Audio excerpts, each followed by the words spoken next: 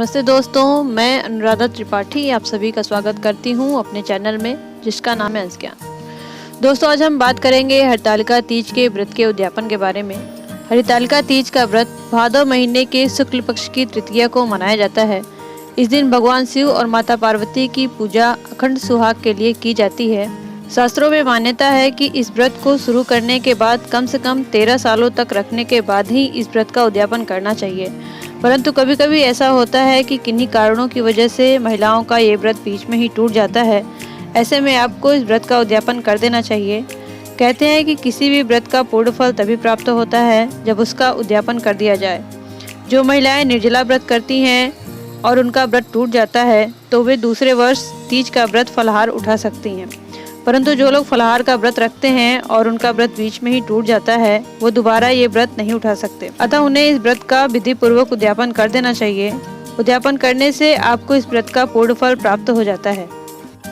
एक बात और है, अगर आप ये व्रत रखती हैं और इस व्रत को छोड़ना चाहती हैं तो इसे किसी और को सौंप सकती हैं, और अगर ऐसा नहीं करना चाहती तो आपको इस व्रत का उद्यापन अवश्य कर देना चाहिए। इस व्रत का उद्यापन हरितालिका तीज के दिन ही किया जाता है। इस व्रत का उद्यापन किसी योग्य पंडित के द्वारा करवाया जा सकता है, लेकिन यदि आप इस व्रत का उद्यापन खुद से ही करना चाहते हैं तो कर सकती हैं। परंतु ध्यान रहे, जितना जरूरी किसी व्रत का विधि पूर्वक पालन करना रहता है उतना ही जरूरी उसका विधि पूर्वक उद्यापन भी करना रहता है। हरितालिका तीज के व्रत के उद्यापन की विधि क्या है ये आज मैं आगे आपको इस वीडियो में बताऊंगी। पर आगे बढ़ने से पहले मेरे चैनल को लाइक और सब्सक्राइब कर लीजिए ताकि आपको आपकी सारी समस्याओं का हल हमारे वीडियोज के माध्यम से मिल सके। तो चलिए शुरू करते हैं। दोस्तों, सबसे पहले हम बात करते हैं उद्यापन में उपयोग होने वाली सामग्री के बारे में। दोस्तों, किसी भी उद्यापन में सामग्री बहुत महत्वपूर्ण होती है।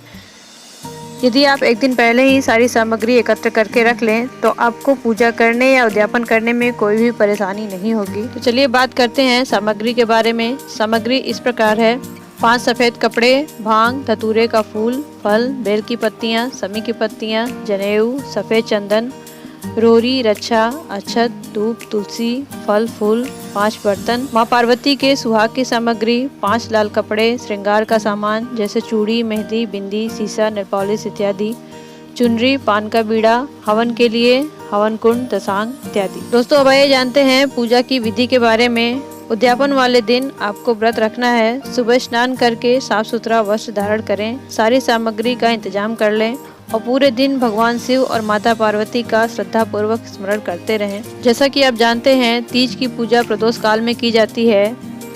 तो शाम के समय घर के ईशान कोण में चौकी स्थापित करें। चौकी पर लाल कपड़ा बिछाकर माता पार्वती और भगवान शिव की प्रतिमा स्थापित करें और गणेश जी की भी प्रतिमा स्थापित करें। चौकी को अच्छे से सजाएं और सारी सामग्री एकत्र करके रख लें और आसन पर बैठकर पूजा करना प्रारंभ करें। दोस्तों, ये पूजा अगर पति पत्नी साथ में करें तो अच्छा है। सबसे पहले गंगा जल छिड़कें, इसके बाद पंचामृत से भगवान शिव और माता पार्वती को स्नान कराएं, फिर जल से स्नान कराएं। इसके बाद भगवान शिव को रक्षा वस्त्र और जनेऊ चढ़ाएं और माता पार्वती को भी रक्षा वस्त्र और चुनरी चढ़ाएं। इसके बाद दोनों को चंदन, हल्दी, कुमकुम और अक्षत से तिलक करें। फिर भगवान शिव को भांग, बेल की पत्तियां, समी की पत्तियां, धतूरे का फल, फूल और फल चढ़ाएं और माता पार्वती को गजरा और पान का बीड़ा चढ़ाएं और फूल चढ़ाएं। इसके बाद फल अर्पित करें। फिर माता पार्वती को श्रृंगार की सारी सामग्री चढ़ाएं। इसके बाद घी का दीपक जलाएं और दीपक और अगरबत्ती से आरती करें।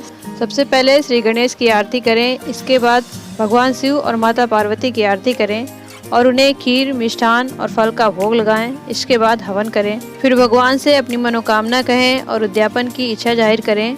हे महादेव, हे माँ गौरी, मैंने आपकी पूजा और व्रत पूरे श्रद्धा भाव से पूर्ण किया है और अब मैं इस व्रत का उद्यापन करना चाहती हूँ। आप दोनों हम पर अपनी कृपा सदैव बनाए रखना। इसके बाद आचमनी में जल लेकर जिस आसन पर बैठकर आपने पूजा की है उसे तृप्त करें और नमन करें। फिर आसन मोड़कर ही उठें। फिर किसी ब्राह्मण को बुलाकर उन्हें भोजन कराएं और ब्राह्मण तथा ब्राह्मणी दोनों को दान दक्षिणा दें। दोस्तों, दान दक्षिणा आपके सामर्थ्य पर है। आप ब्राह्मण और ब्राह्मणी को वस्त्र, धन, सुहाग की सामग्री, बर्तन, गहने, फल फूल इत्यादि का दान कर सकते हैं। आपका जितना सामर्थ्य हो आप उतना दान करें। आपने जो भी वस्त्र और सुहाग की सामग्री शिवजी और माता पार्वती को चढ़ाई थी वो भी पंडित और पंडिताइन को दक्षिणा सहित दान में दे दें और उनका आशीर्वाद लें और अगले दिन पूजा करके व्रत का पारण करें। तो दोस्तों ये तो थी हरतालिका तीज के व्रत के उद्यापन की विधि। आज के लिए इतना ही। अगर आपको मेरा ये वीडियो पसंद आया हो तो मेरे वीडियो को प्लीज़ लाइक करें और मेरे चैनल को सब्सक्राइब करना ना भूलें और आगे के वीडियोज़ को देखने के लिए बेल आइकन को दबाएं। नमस्ते।